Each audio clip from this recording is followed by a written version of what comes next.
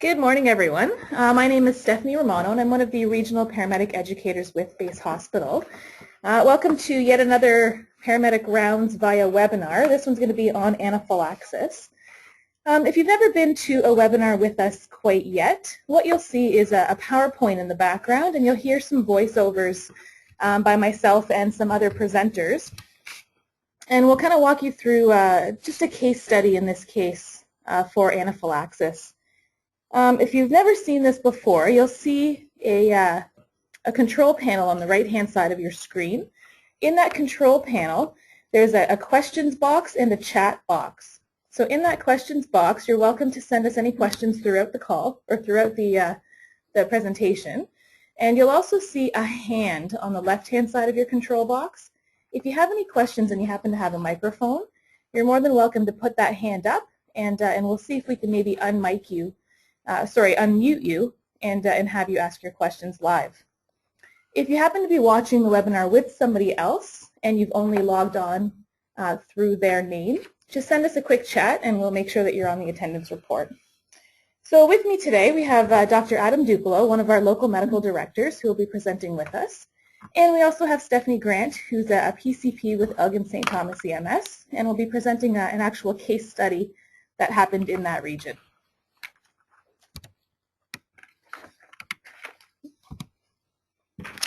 So given today's webinar presentation, you'll be able to explain the etiology and pathophysiology of an allergic or anaphylactic reaction.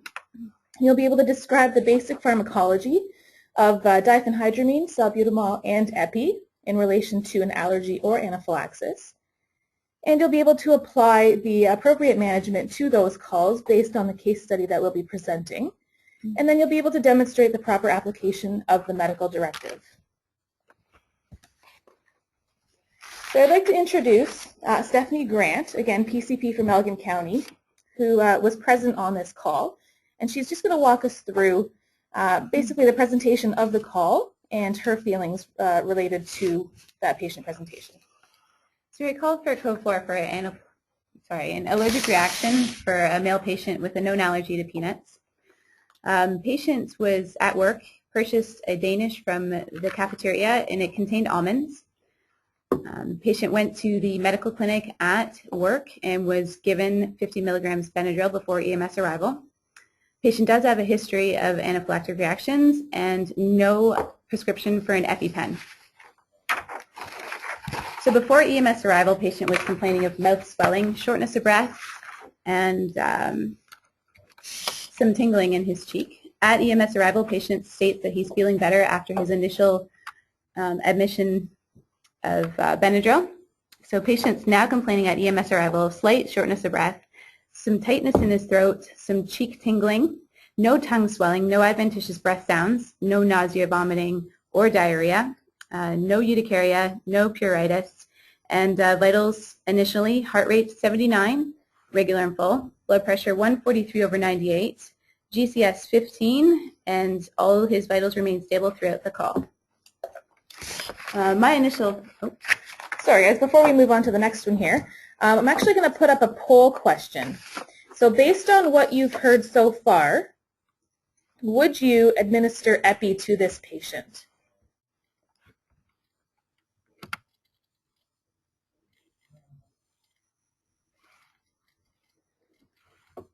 So you should see a poll question up on your screen right now. Just a quick answer of yes or no whether you would administer epi.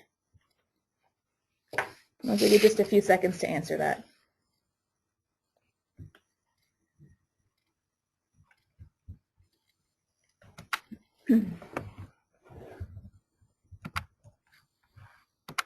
Okay, and one more question here.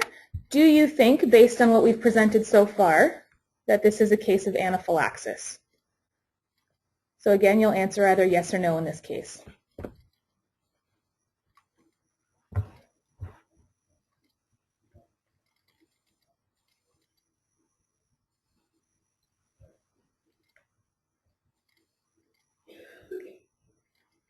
Just a couple more seconds to answer those.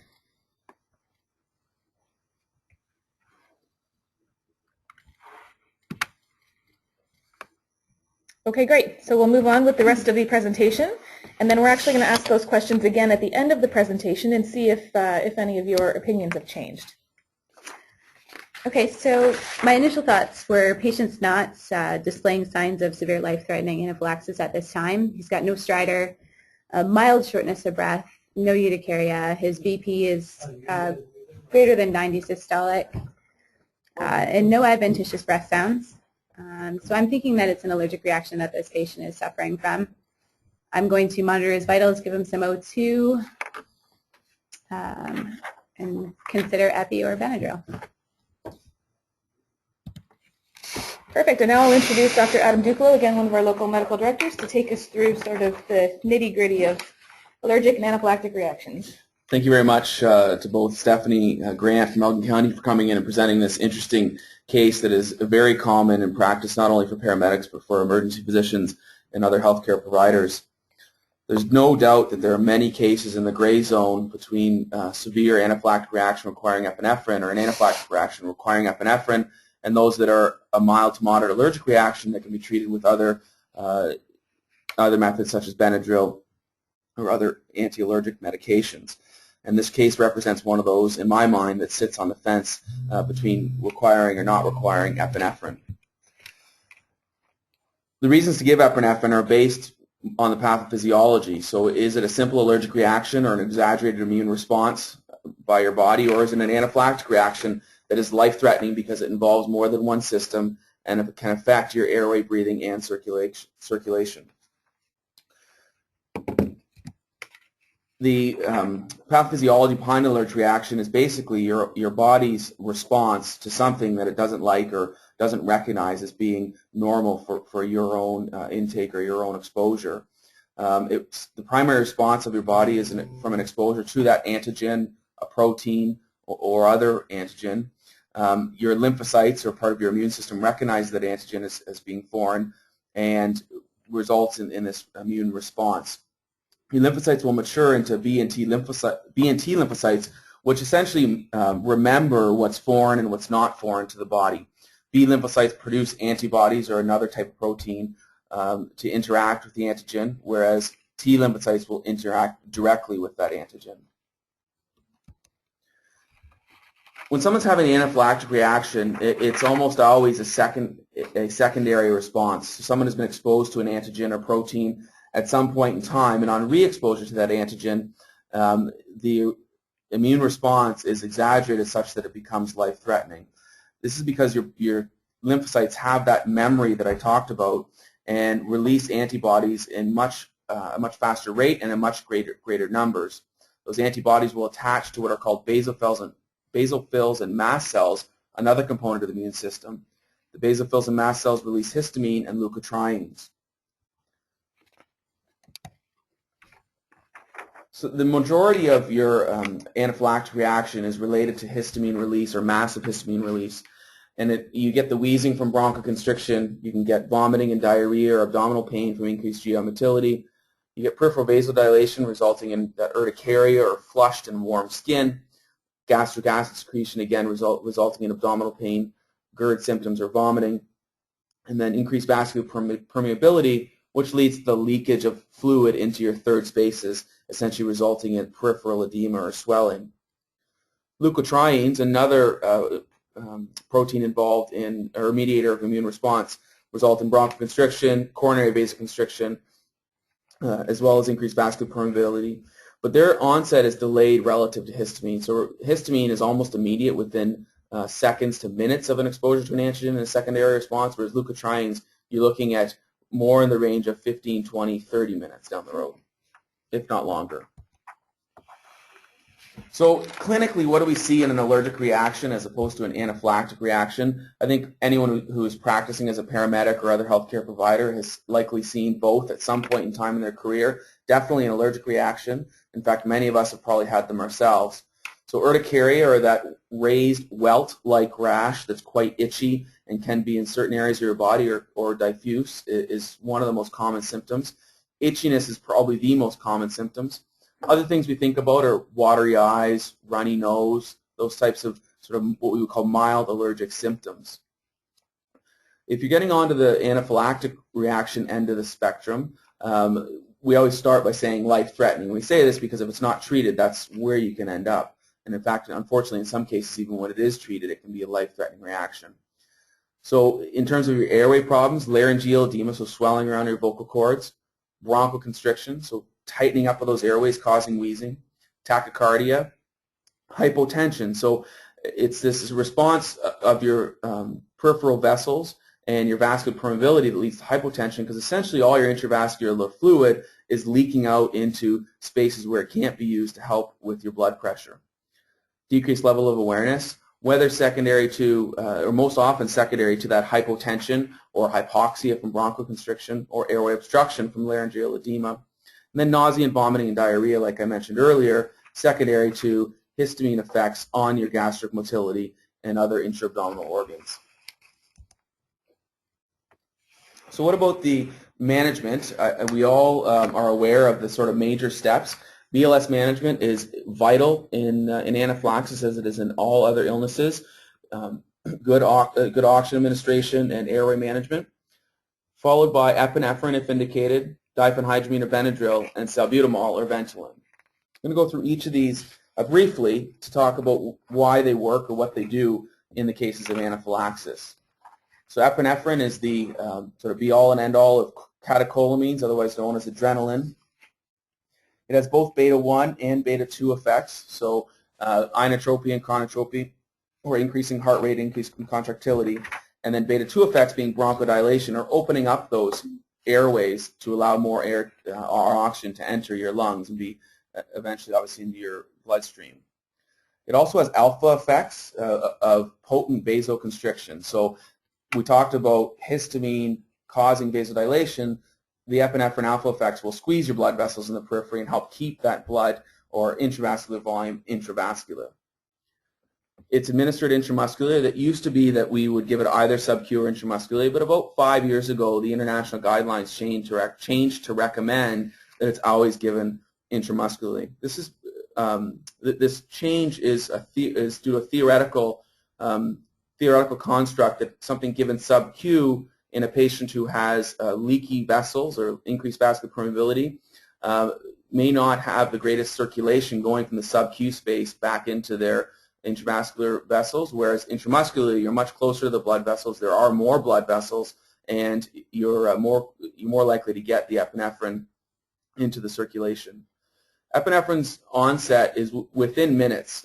6 to 12 minutes is sort of the stated is the stated onset. I know from personal experience, and I think probably a lot of you do as well, that even within a minute or two you can see some effects of the epinephrine when administered intramuscularly, and it will last 1 to 4 hours. This becomes important later on in the emergency department for these patients, and I'll talk about that a bit at the end. Moving along to Benadryl. Benadryl is an H1 receptor antagonist, so histamine 1 receptor antagonist. And basically it blocks all those effects of histamine to some extent in anaphylactic or allergic reactions. It's also an anticholinergic, and I think we all know what the audience for this webinar would all know what that means. It's administered intramuscularly or intravenously, depending on your status as a PCP or PCP plus IV or ACP, obviously, and the ability to access an intravenous in this patient. Its onset is 15 to 30 minutes, and duration is 3 to 12 hours. I think this is very important to recognize that the reason that one of the reasons Benadryl is not the sole medication for someone who is in anaphylaxis, despite the fact that it's a potent histamine antagonist. You often don't have 15 minutes. Some patients will be dead from anaphylaxis within 15 minutes of exposure to the antigen, and certainly within 15 minutes of the onset of symptoms. It lasts 3 to 12 hours. Most commonly, we think probably around 5 or 6. And then on to Ventolin or salbutamol. Salbutamol, obviously given pre-hospitally via mask or via MDI, is a beta-2 agonist and allows relief from the bronchospasm. So it causes smooth muscle relaxation and decreased bronchoconstriction. You should clinically see less wheezing, as you do very similar in the patient with asthma. It's administered either, as I said, by MDI or nebulization, and its onset, again, 30 minutes to 2 hours, although we know that Ventolin can have some effect within a few minutes, and its duration is for 3 to 4 hours. I think it's time that we move back to the case discussion. So Stephanie's going to do a very quick review of the case. So again, called code 4 for an allergic reaction with a patient's known allergy to peanuts. Patient was at work, purchased a Danish at the cafeteria, and it contained almonds. Patient then went to the nurse at his place of employment, and she gave him 50 milligrams of Benadryl. Patient does have a history of anaphylactic reactions and is not prescribed his own EpiPen. Okay, so now that you've heard sort of the nitty-gritty of allergies and anaphylaxis, we're going to go back to the poll questions. I'm going to have you answer them again. So same questions again. First one here being, would you give Epi to this patient now that you've learned possibly a little extra about this?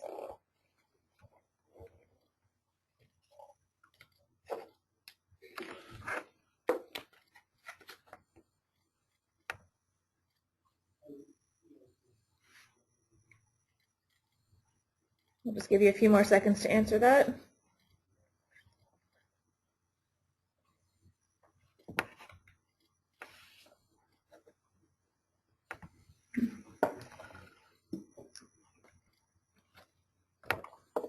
Okay, and then the last poll question will be, again, whether you think this is an anaphylactic call or not.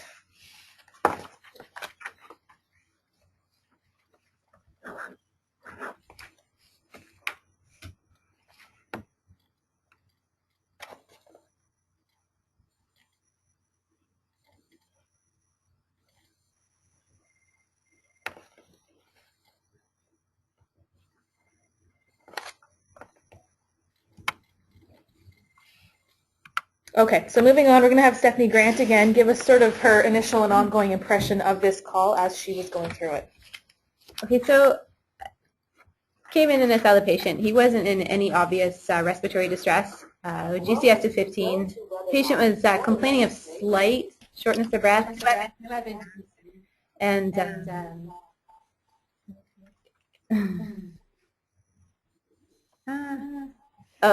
was complaining of some slight tingling in his cheek.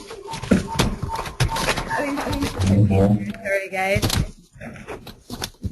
Sorry, guys, there was a bit of feedback. We're just going to see if we can fix that. Okay, sorry, back to that. Patient was complaining of some slight shortness of breath. No adventitious sounds at this time. His airway was clear. GCS of 15. Complaining of some slight tingling in his cheek, some slight tightness in his throat still after the 50 milligrams of Benadryl from the nurse.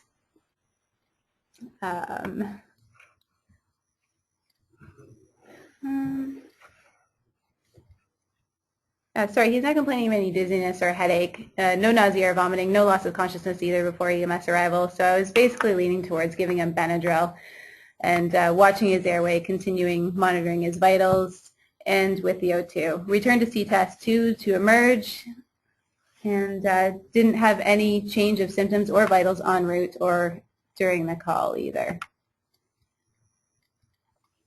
Okay, so I'm just going to share the results of the poll questions.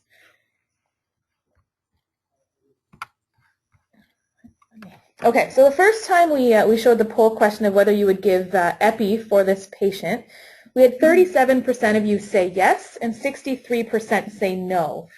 Following the webinar, we actually had just a slight change in that. The second time we asked the question, we had 44% say yes and 56% say no. So not a significant difference there. In terms of whether you felt it was anaphylaxis at the beginning of the webinar, we had 56% say yes and 44% say no. Interestingly, those numbers actually were reversed at the end of the webinar.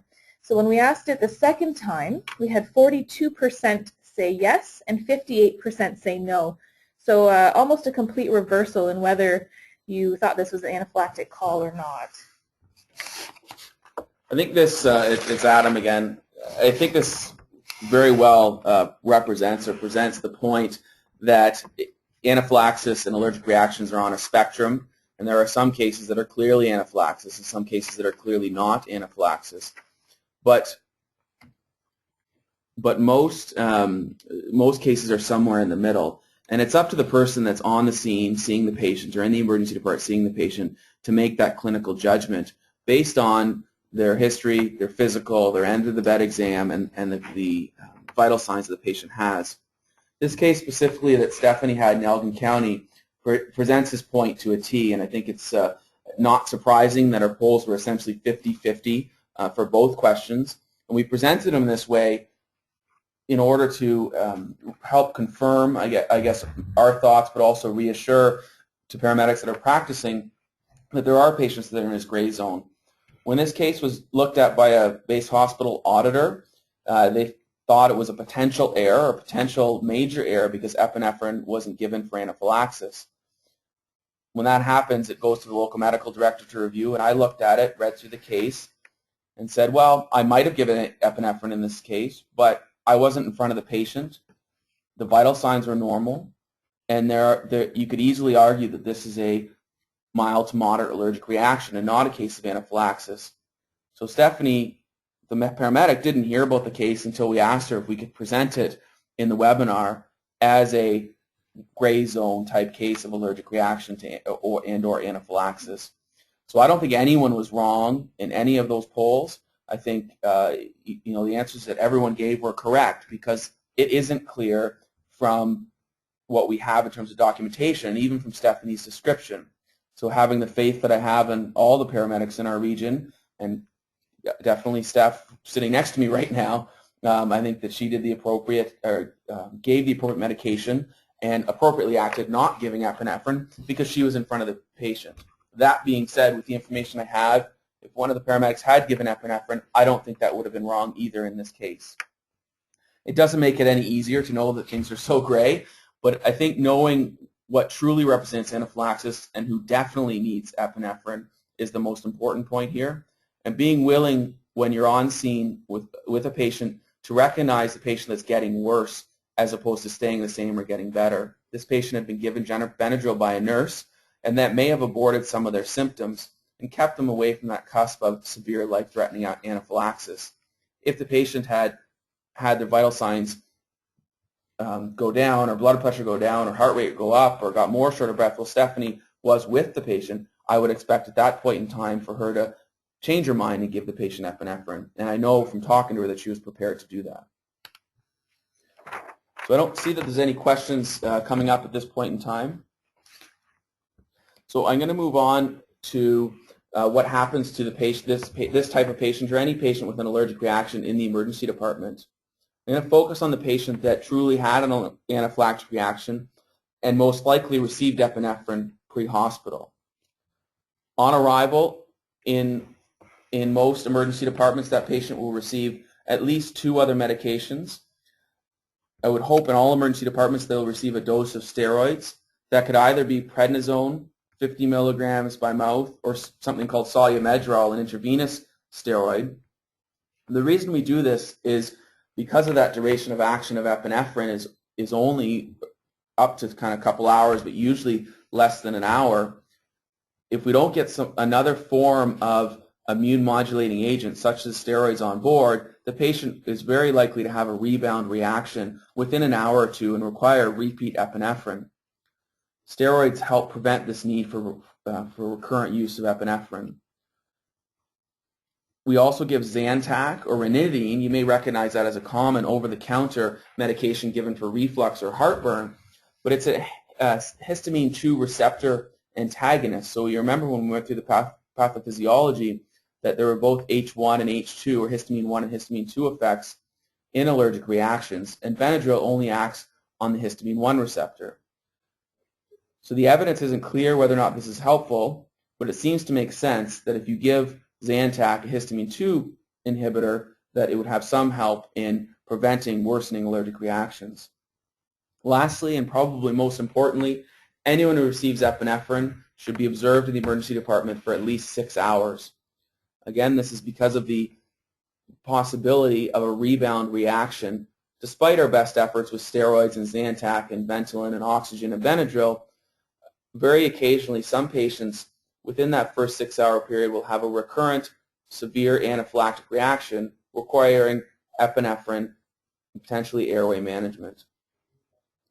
Another very important point in these patients is if they continue to get worse despite intramuscular epinephrine, many emergency physicians or resuscitative physicians will give intravenous epinephrine, not the kind of doses that an ACP paramedic would give in a cardiac arrest, much smaller doses more frequently, so smaller amounts every couple minutes. If all else fails, we end up intubating these patients. This is known as one of, if not the most difficult intubation out there because of the tongue swelling and laryngeal edema that can cause basically a completely obstructed airway proximally, and in some cases will require performance of a cricothyrotomy or tracheotomy in the emergency department. That's pretty much all I have to say about anaphylaxis. It's a fun and interesting topic, and it's, like many things, a spectrum of disease, and there's many different ways to manage it. But this represents a great case. It's right down the middle and could have gone either way. And again, I think Stephanie Grant managed it appropriately, but it could have been managed differently as well. Good. Thanks, Adam. I have to apologize, guys. Apparently we're having some technical difficulties and you can't see my screen right now.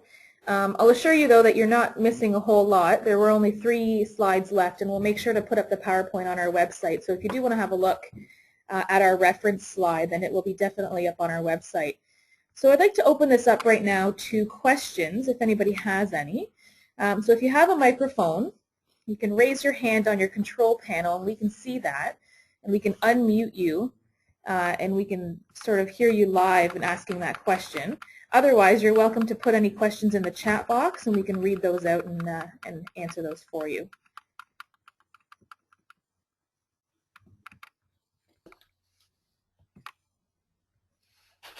Adam, it's Dave. I've got somebody who typed in a question. They don't have a mic today, but they're asking about that particular case. That patient already had Benadryl, so the question would be, would you repeat the Benadryl dose IV, even though the patient already received it PO, even though it totals 100 milligrams? Was that something that we would do on standing order? Is that a patch? How do you feel on that one? I would think that would be a patch point, and in the scenario where I personally would repeat the Benadryl in the emergency department is if the patient received orally and vomited within kind of 10 or 15 minutes of receiving the dose. Otherwise, the availability of diphenhydramine orally and IM and intravenous is all very similar. So if the patient swallowed it, it's been 10, 15 minutes, they're not vomiting, then I think I would not repeat Benadryl in that scenario.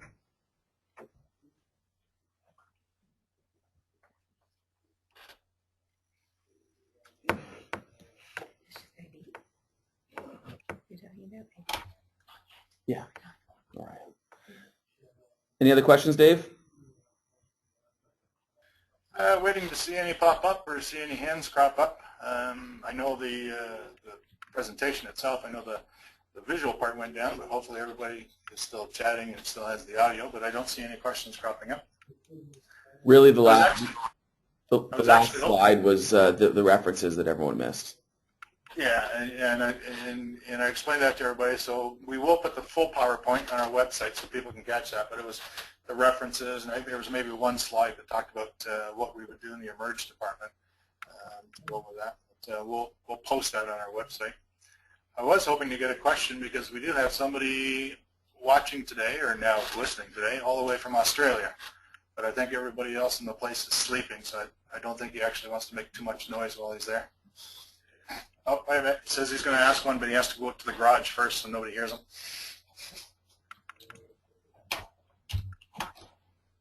I think everybody else is on the patio at Barney's for St. Patrick's Day, so it's tough to ask questions from there.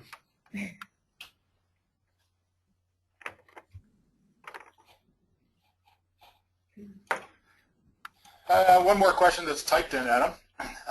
What are the doses for epi-IV that you discussed about treatment in the emerge department? So we start usually with 0.1 milligrams as a max. It's actually, I usually start with 0.05 milligrams. And as quick as possible, get an infusion mixed up. So it's a much slower rate. And with an infusion, you're starting with less than 1 milligram an hour. So that sort of speaks to the respect we have for giving someone with a pulse 1 milligram of epinephrine as you do in cardiac arrest. It's a very, very different scenario. Okay, cool. And hang on 1 second. Okay, let's see. Chris, are you there? Yeah, can you hear me all right? Yeah, it's a little bit quiet, but Okay. The one thing I was wondering about, not specifically related to this case, but just going back to the medical directive for anaphylaxis, there's that line in there for indications that the patient has a confirmed or suspected history of exposure to a probable allergen, and that's one I've always kind of wondered about, because in a lot of cases it seems like people aren't quite sure. I mean, there's the easy standard kind of bee sting type thing or food allergy where it's quite clear, but then there's some people where they just don't seem to know what kind of got them, but if there's kind of clear signs and symptoms of anaphylaxis, like how much do we need, I guess, to suspect or exposure to a probable allergen? I mean, I would answer that by saying you need something. There's got to have been a medication or a food or something that speaks to this could be an allergic reaction. Not to confuse anyone, there are these very rare cases of idiopathic anaphylaxis where you never find out what they were exposed to.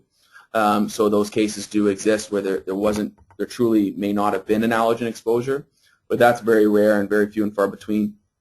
So if you in your logical mind can defend that, yeah, there's something possible here, I'd be happy with that. Remember, these people are exhibiting symptoms of anaphylaxis as well. So they've got the rash, or they've got the wheezes, or they've got the hypotension. They've got all these different types of things that may paint the clinical picture of anaphylaxis. And if there's a probable or possible exposure, it's a reasonable thing to treat.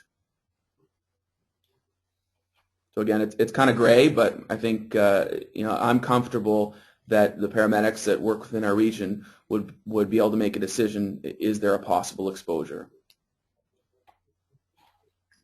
Thanks, Chris. okay. Another question that popped up here, Adam. Will the epi in an arrest given IV have any effect on edema and leaking tissues? And actually, I think that's an interesting question because that ties back in with Mike and Matt's presentation just a few weeks ago on the new ECC updates and epi for anaphylaxis and VSA. It certainly ties into that. Just to make sure I understand the question, from what I heard, Dave, you said that epi IV in cardiac arrest, not necessarily cardiac arrest related to anaphylaxis, will it affect vascular permeability and leakiness? We know that, that's what I'm assuming was being asked here. We know that one of the major, if not the major reason for giving epinephrine in cardiac arrest is for the potent vasoconstriction that it causes. This is also why vasopressin at one point in time was thought to be a good medication for cardiac arrest, because that's exactly what it does. It causes potent vasoconstriction.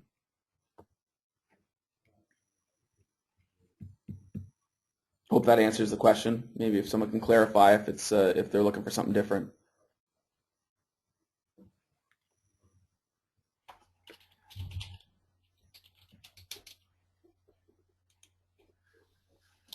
Okay. Sorry, I'm just trying to keep up with all the questions coming in. Here's a question, Adam. Is one dose of epi always effective almost immediately? Since we need to wait 10 minutes between epi doses, could there be a scenario where their airway doesn't immediately improve? There definitely could be a scenario where the airway doesn't immediately improve. Giving a second dose of epinephrine in the first 5 to 10 minutes isn't the answer to that lack of airway improvement. I think when we went through the pathophysiology, we saw that the onset of action can be as long as 10 minutes, and that essentially that's why the MAC directives ask us to wait 10 minutes for a second dose of epinephrine. I've had patients that are crashing despite giving IM epinephrine every 5 minutes in the emergency department, and that's where we go to IV epinephrine plus or minus intubation plus or minus cricothyrotomy. This isn't the extent of management that we'd expect or train for pre-hospital, but there are those select cases that are extremely severe anaphylaxis that require more than just a single dose of epinephrine.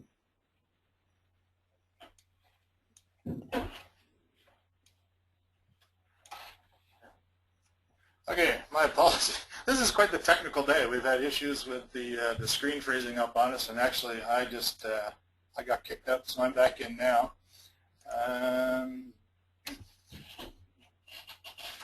Just scrolling down. No, that was good on that question about the VSA, Adam. I got the feedback that that answered the question there. A follow-up to an earlier question about probable isn't always as clear. Specifically thinking of a case, they had a child who had been at school but didn't have any known allergy or specific known allergen. But of course, it's always difficult getting history from kid. Yeah, I know you wrote that you didn't have to pass it on, but I just wanted to share that with Dr. Duclos that was there anyways. Any other questions that anybody would like to type in before I get kicked out or we have more technical issues with the day? It's been an interesting webinar. Here's one, Adam. How real is the issue of patients not responding to epi who are currently on beta blockers? Would you give glucagon if these patients don't respond to the epi? That's a great theoretical pathophysiologic question that you're not going to find any evidence as to how to answer that correctly. Certainly someone who's on a beta blocker may have a blunted response in terms of their heart rate and their peripheral vascular resistance to epinephrine. If they had refractory anaphylaxis, a refractory hypotension especially, yes, I might consider giving glucagon. I don't know that there's a role for this pre-hospital though. Really good question though, very good question.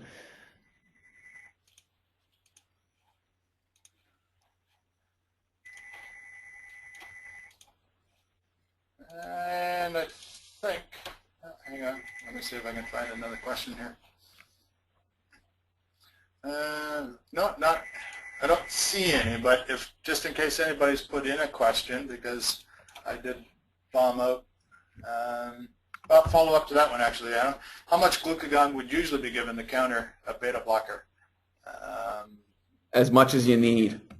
And that was the second part of the question. Do we even carry enough to really make any difference, even if we were ordered to? It would be a lot, and it would be titrated to clinical effect. So in terms of the questions, Dave, it looks like we're kind of coming to an end in terms of who has questions and who doesn't. As always, Dr. Llewell, Dr. Bradford, Dr. Eby, and myself are very open to questions about this topic or any topic via email or personal conversation, and feel free to contact us at any point in time. Don't wait until situations like this to ask questions, like a webinar to ask questions, because we're happy to have those conversations outside of this environment at any point in time.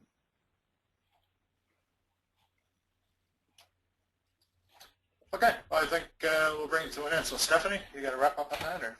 Sure.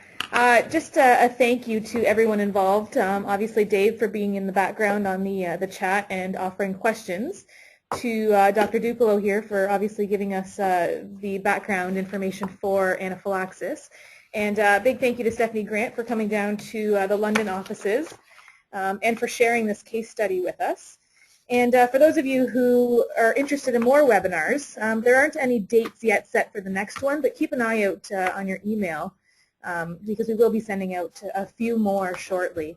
So once again, thank you for everyone attending today, and we'll see you at our next one. Happy St. Paddy's Day.